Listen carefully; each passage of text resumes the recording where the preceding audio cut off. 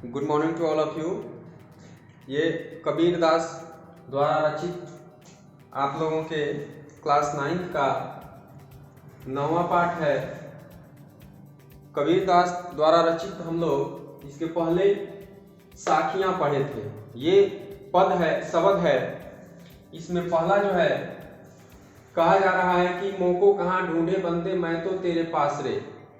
कबीर दास जी कहते हैं कि ईश्वर का कहना है मोह को कहाँ ढूंढे, मुझे कहाँ कहाँ ढूंढ रहे हो, मैं तो तेरे पास रे, मैं तुम्हारे पास हूँ, मुझे कहीं ढूंढने की जरूरत नहीं है। ना मैं देवल, ना मैं मस्जिद, ना काबे कैलाश में, ना मैं किसी मंदिर में हूँ, ना मैं किसी मस्जिद में हूँ और ना ही काबे कैलाश में हूँ, ना तो कोनो क्रिया कर्म में, ना ही योग वैराग में। मैं किसी क्रिया कर्म में भी नहीं हूँ। पूजा पाठ आप करोगे ईश्वर की प्राप्ति के लिए तो उससे भी ईश्वर की प्राप्ति नहीं होगी। खोजी होए तो तुरंत मिलो पल भर की तलाश में। अगर आप मुझे खोजते हो तो मैं आपको पल भर में तुरंत मिल सकता हूँ। कैसे मिल सकता हूँ? कहे कबीर सुनो भाई साधो, सब सांसों की श्वास में। कबीर दास जी कहते हैं कि ईश्वर हर व्यक्ति के सांस में है। उसे अपने अंदर खोजने की जरूरत है, उसे अपने अंदर ढूंढने की जरूरत है। तो ये हमारा होता है पाठ 9 का पहला पद। ये पहला पद होता है। दूसरा हम यहाँ आते हैं, इसमें कहा जा रहा है कि संतो भाई आई ज्ञान की आंधी रे। कबीर दास जी कहते हैं कि मनुष्य जब तक अंधकार में घिरा हुआ है, बाधाएं तब तक उसके साथ है, लेकिन जब ज्ञान की प्राप्ति होती है तो क्या होता है कि सभी बाधाएं खत्म हो जाती है। कैसे? संतो भाई आई ज्ञान की आंधी रे। जब ज्ञान की आंधी आती है तो भ्रम की टाटी सबे उड़ानी, माया रहे न बांधी। और क्या होता है कि भ्रम की जो टाटी है, भ्रम का जो दीवार है, वो क्या होता है? खत्म हो जाता है। ज्ञान रूपी अंधकार सभी अज्ञानता के बलशाली खंभों को भी क्या करती है? गिरा देती है।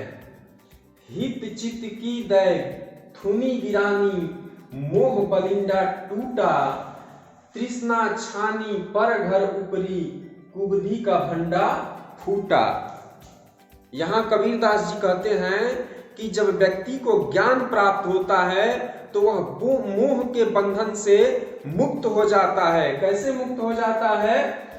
कि जिस प्रकार कमजोर खंभा छत को रोकता है और उसके टूट जाने से वह छत गिर जाता है, उसी प्रकार ज्ञान प्राप्त होने पर व्यक्ति का स्वार्थ जो है खत्म हो जाता है, व्यक्ति स्वार्थ रहित हो जाता है। यही जो है सो इसमें बताया गया है।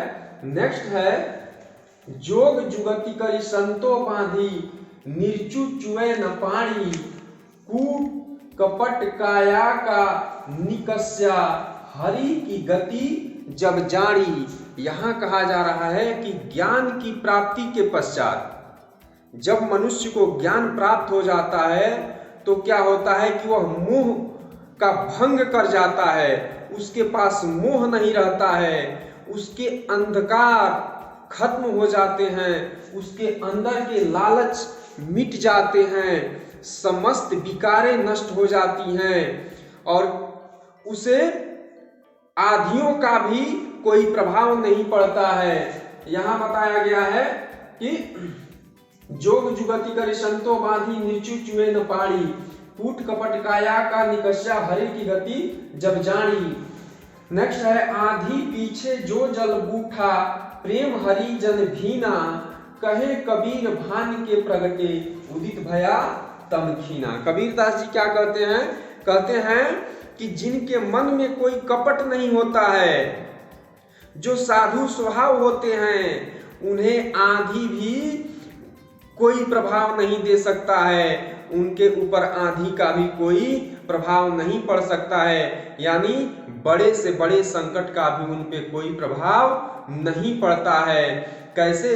जिस प्रकार क्या होता है कि आंधियां आती है, धूल उड़ते हैं, लेकिन क्या होता है जैसे बारिश होती है सारे धूल अपने आप खत्म हो जाते हैं। उसी तरह क्या होता है कि जब हमारा मन निर्मल होगा, हमारा मन साफ होगा, तो हम क्या करेंगे? हमें ईश्वर मिलेंगे, और ईश्वर मिलने के पश्चात क्या होगा कि हमारे सारे कष्ट दूर हो जाएंगे। यही जो है सो कबीर द्वारा रचित ये दूसरा भी